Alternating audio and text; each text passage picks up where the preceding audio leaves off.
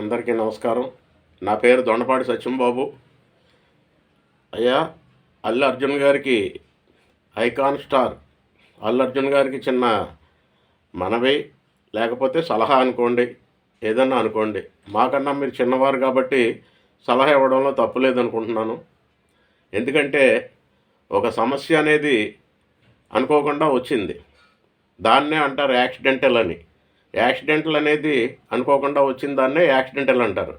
అనుకోకుండా జరిగేదాన్నే యాక్సిడెంటల్ అంటారు. అలాగే యాక్సిడెంటల్గా మీరు ఆ థియేటర్కి రావడం, విపరీతమైన తొక్కిసలాట్లో మీ అభిమాన కుటుంబం, ఒక తల్లి చనిపోవడం, బిడ్డ చావు బతుకుల్లో హాస్పిటల్లో ఉండటం, ఇది చాలా పెద్ద డ్యామేజింగ్ వ్యవహారం మీ విషయంలో.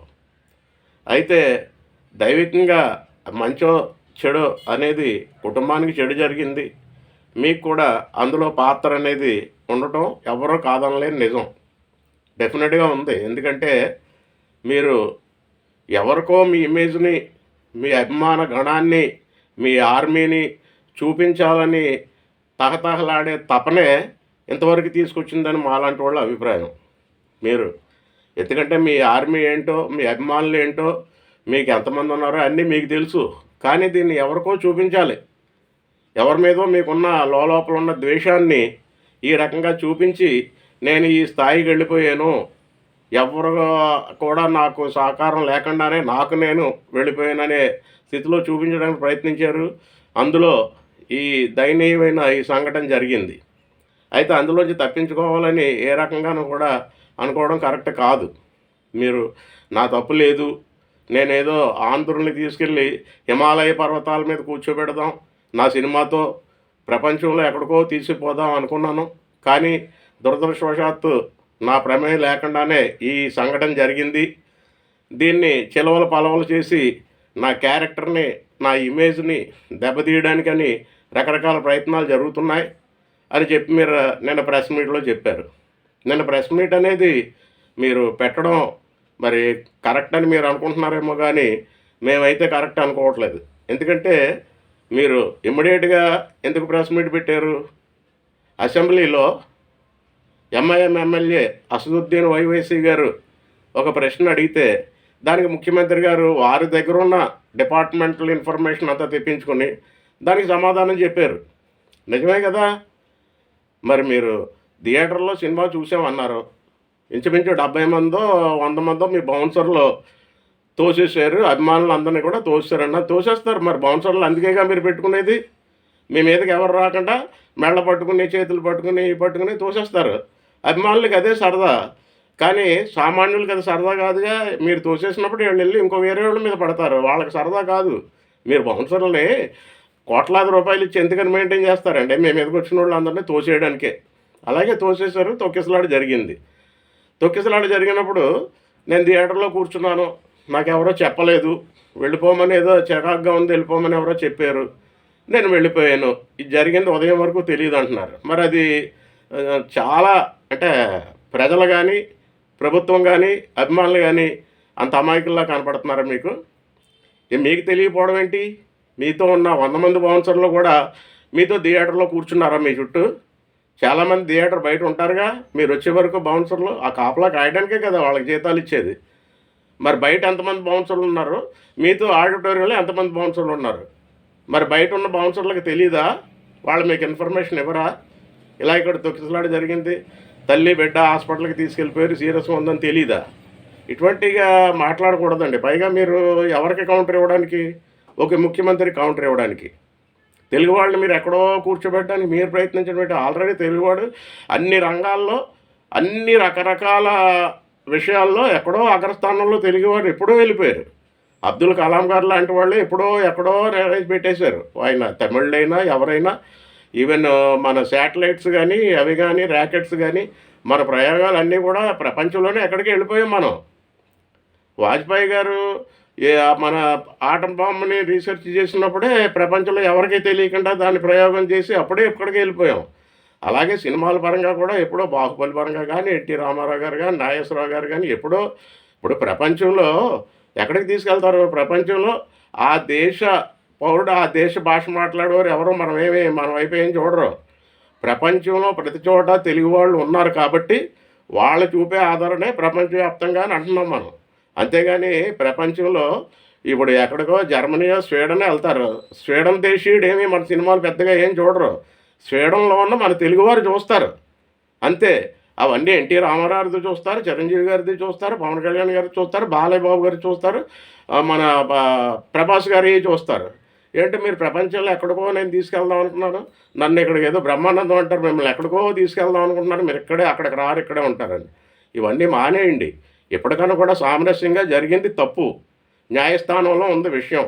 అంతా కూడా ఎంక్వైరీలు మీరు మధ్యలో వెళ్ళిపోయారో, మీరు ర్యాలీగా వచ్చారో, ర్యాలీగా రాలేదో, చెప్పిన వెంటనే వెళ్ళారో లేదో, ఇవన్నీ కూడా కోర్టుకి ప్రొడ్యూస్ చేస్తారు వీళ్ళు, డిపార్ట్మెంట్లు అన్నీ చేస్తాయి. అలాగే మీ తరపు అడ్వకేట్ కూడా అవన్నీ కూడా మీకు ప్రొడ్యూస్ చేస్తారు. చేసినప్పుడు న్యాయస్థానం అనేది ఏం చెప్పినా మనం అంగీకరించి తీరవలసిందే. జనరల్గా ఈ కోర్టు కాకపోతే పై కోర్టుకి వెళ్తారు, ఇంకోటి వెళ్తారు. ఇవన్నీ కూడా మేము చెప్పేది శిక్షల గురించి వాటి గురించి కాదు. మీ ప్రవర్తన, మీ మాట తీరు ఇవన్నీ కూడా ఇంకా విషయాన్ని గలీజ్ చేసుకోవడానికే ఉపయోగపడతాయి తప్పితే ఏ రకంగానూ కూడా దీన్ని సామరస్యంగా క్లోజ్ చేయడానికి ఏమీ ప్రయత్నిస్తున్నట్టుగా కనపడలేదు. అడిగారు సీఎం గారు, ఏమో ఎందుకు మీరు కనీసం హాస్పిటల్కి వెళ్ళకపోయారు అంటే, మీరు వెళితే తొక్కిసలాట జరిగిపోద్దని మళ్ళీ వెళ్ళలేదని చెప్తున్నారు. ఎందుకు తొక్కిసలాట జరుగుద్ది? వెళ్ళండి, తెల్లవారుజామున 3 గంటలకు 4 గంటలకు వెళ్ళొచ్చుగా. అప్పుడు కూడా అభిమానులు మీరు బయట ప్రాపగండా చేసుకుని వెళితే అప్పుడు కూడా అభిమానులు వస్తారు. 3-4 గంటలకు మీరు సైలెంట్గా వెళ్ళి బిడ్డనో తల్లినో ఇవన్నీ చూసుకుని రావచ్చు కదా. లేదంటే మీ తమ్ముడు ఏమైపోయాడు, శిరీష్ ఎవరో మీ తమ్ముడు అన్నయ్య ఉన్నారు కదా, అలాగే మీ నాన్నగారు ఏమైపోయారు, మీ నాన్నగారు వెళ్ళినా కూడా తొక్కిసలాట్లు జరిగిపోతాయా? ఎందుకు వెళ్ళలేదు చెప్పండి? వెళ్ళాలి కదా. ఆ బిడ్డ కోమాలో ఉన్నాడా, మీ అభిమాన కుటుంబం నాశనం అయిపోయిందా, వాళ్ళు రోడ్డు మీద ఉన్నారా? మొత్తం ఇండస్ట్రీ అంతానేమో గంట 2 గంటలు మీరు జైలుకి వెళ్ళి వచ్చేస్తే మీ ఇంటికి వెళ్ళి పలకరిస్తారా?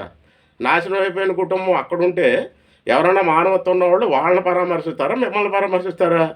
ఆ మధ్యన ఇప్పుడు ఒక హీరో గారు ఇంట్లో కూర్చుంటే ఎవరినో కాల్ చేసి వాళ్ళేమో స్ట్రెచర్స్ మీద అంబులెన్స్లో హాస్పిటల్కి వెళ్తే ఈయన వీల్ చైర్లో హాస్పిటల్లో కారులోంచి వీల్ చైర్లో వస్తున్నాడు. కాల్ చేసిన వాళ్ళు వీల్ చైర్లో రావడం ఏంటి? అలాగే ఉంటుంది. మీరేమో మీరు కూడా కారణం ఈ కార్యక్రమానికి. మీరు వెళ్ళలేదని అడిగితే దానికి సరైన చెప్పకుండా, సరైన సమాధానం లేకుండా వెళితే మళ్ళీ తొక్కిసలాట ఏం జరగదండి. మీరు 3 గంటలకు వెళ్ళండి, ఎర్లీ అవర్స్, ఎవడో రాడు మిమ్మల్ని చూడడానికి. లేదా 4 గంటలకు వెళ్ళండి, 2 గంటలకు వెళ్ళండి డాక్టర్లకి చెప్పి. మొన్న మీ నాన్నగారు వెళ్ళి వాళ్ళకి ఏం కావాల్సినా కూడా మేము చేస్తాం, కానీ గవర్నమెంట్ అన్నీ చేస్తానంది, చాలా ఆనందం అంటున్నారు. గవర్నమెంట్ అన్నీ చేస్తుందా? మీరు చేయాలా, గవర్నమెంట్ చేస్తుందా? గవర్నమెంట్ చేయడానికి చాలా ఆనందపడుతున్నారు గవర్నమెంట్ ఆ మాట అన్నందుకని. అంటే వెళితే ఎక్కడ అంటుకుంటుందో, వెళితే ఏం మీద పడుతుందో. మీ నాన్నగారు ఆర్థిక ఆలోచనలన్నీ ఎలా ఉంటాయో మా అందరికీ తెలుసు, టోటల్గా సినీ ఇండస్ట్రీలో తెలుసు. ఫైనాన్షియల్గా ఆయన థింకింగ్స్ ఎటువంటి థింకింగ్స్ ఎలా ఉంటాయో తెలుసు. మీరు వెళ్ళకపోవడం తప్పే. మీరు ఆ రకంగా మీ ఇమేజ్ని ఎవరికో చూపించడానికి, మీకన్నా చాలాగా నేను పైకి వెళ్ళిపోయాను, ఆకాశంలోకి ర్యాకెట్లాగా దూసుకుపోయాను అని చెప్పుకోవడానికి మీరు చేసింది వికటించింది. దాన్ని ఒప్పుకోండి. మళ్ళీ అసెంబ్లీలో జరిగిన చర్చకి అదంతా ఫేక్, నా మీద రకరకాల కుట్రలు జరుగుతున్నాయి. ఎవరికి కావాలండి ఎవరి మీద కుట్రలో చేయడానికి? ఇక్కడ ఎవ్వడో ఖాళీగా లేడు. ఉదయం లేచేటప్పటికి ఎవడ జీవితం ఆడిది, ఎవడ తట్టాపుట్ట ఆడిది, ఎవడ ఉద్యోగాలు ఆడి, ఎవడ బ్రతుకుతారు ఆడి. అల్లు అర్జున్ గారు ఎక్కడికో వెళ్ళిపోయారు, ఆయన ఏదో చేశారని ఆలోచించేవాడు భారతదేశంలో ఎవ్వరు ఉండరు, ప్రపంచంలో కూడా ఎవ్వరు ఉండరు. మీకు ఎవరి గురించి అవసరం లేదు, మీ గురించి ఎవరికి అవసరం లేదు. మీరు సినిమా యాక్ట్ చేస్తారు, బాగుంటే చూస్తారు, లేకపోతే లేదు. మీకు ఆర్మీ ఉండొచ్చు, ఐకాన్ అవ్వచ్చు, ప్రపంచ స్టార్ అవ్వచ్చు, మల్టీనేషనల్ అవ్వచ్చు, ఏదన్నా అవ్వచ్చు. ఏదన్నా అయినప్పుడు ఇక్కడ జరిగిన డ్యామేజ్ అనేది కంటికి కనపడుతుంది కదా.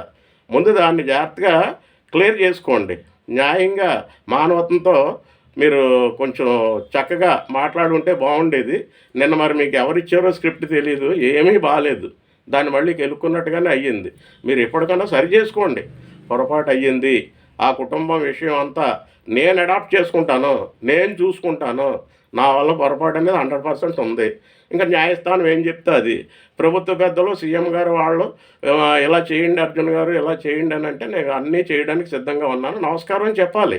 అంతేగాని వయసుకు మించిన ఆలోచనలు, వయసుకు మించిన హైపు, వయసుకి స్థాయికి మించిన ఎదిగిపోయాను అనుకునే ఆలోచనలు ఇవన్నీ అయితే కరెక్ట్ కాదు.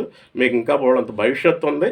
ఈ భవిష్యత్తును దృష్టిలో పెట్టుకుని కొంచెం నేల మీదకి దిగి కొద్దిగా ఆలోచించండి. లేదంటే కొంచెం మంచి ఆలోచన పరులు ఒకళ్ళో ఇద్దరితోటి మీరు ఆలోచించుకొని చక్కనే దీన్ని ముగింపు కాస్త కోర్టులో ఉన్నది ముగింపు ఎలా వచ్చినా ప్రజల్లో ముగింపు అనేది కొద్దిగా మంచిగా మీకు, మీ అభిమానులకి, మాలాంటి వాళ్ళకి కూడా కొంచెం పర్వాలేదు అనిపించేలాగా ప్రవర్తిస్తారని ఆశిస్తూ సెలవు.